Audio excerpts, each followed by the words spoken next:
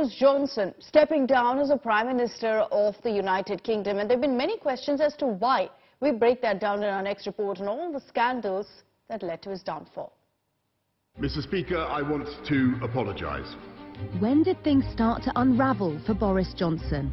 He was hosting boozy parties in Downing Street. He's lied to the British public, he's lied to Parliament. Boris Johnson, the party is over. And he must resign. From sleaze scandal to lockdown parties, recent events have badly tarnished the leadership credentials of Britain's Prime Minister. This timeline tracks some of the missteps and controversies that got him to this point. In November, The Mirror publishes the first of many media reports about Christmas parties taking place in government offices, including Johnson's own Downing Street office, in December 2020. Was a Christmas party thrown in Downing Street for dozens of people on December the 18th? At that time, such gatherings were banned because of a coronavirus lockdown. In fact, this was the PM's message to the public.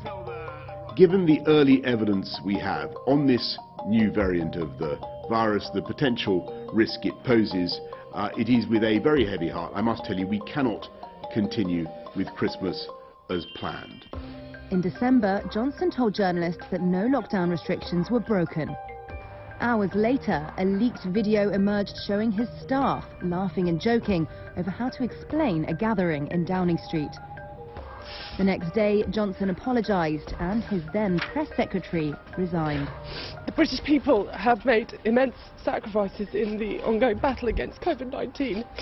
I now fear that my comments in the leaked video of the 20th of December last year have become a distraction in that fight. I was also furious to see that clip. And Mr. Speaker, I apologise unreservedly for the offence that it has caused up and down the country, and I apologise for the impression that it gives. On December the 9th, Johnson's party, the Conservatives, are fined $23,500 by the electoral watchdog for failing to accurately report a donation that helped fund the refurbishment of the Prime Minister's official residence. Several days later, on December the 14th, more than 100 of Johnson's Conservative lawmakers voted against his new coronavirus restrictions, dealing a blow to his authority and raising more questions about his leadership. On December the 19th, more controversy, this time a photo of Johnson and more than a dozen other people drinking wine in the garden of his Downing Street residence, taken during the first COVID-19 lockdown in May 2020. At that time, this was the government's message to the public on gatherings.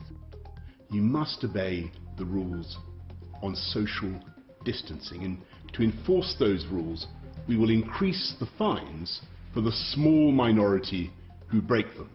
In January, broadcaster ITV publishes a leaked email from Johnson's private secretary inviting more than 100 people to a, quote, bring your own booze party in the garden of Downing Street in May 2020.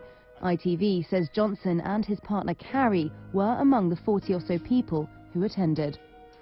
Mr. Speaker, I want to apologise. When I went into that garden just after 6 on the 20th of May 2020, to thank groups of staff before going back into my office 25 minutes later to continue working, I believed implicitly that this was a work event. He's finally been forced to admit what everyone knew, that when the whole country was locked down, he was hosting boozy parties in Downing Street. Yes. Is he now going to do the decent thing and resign? Yes.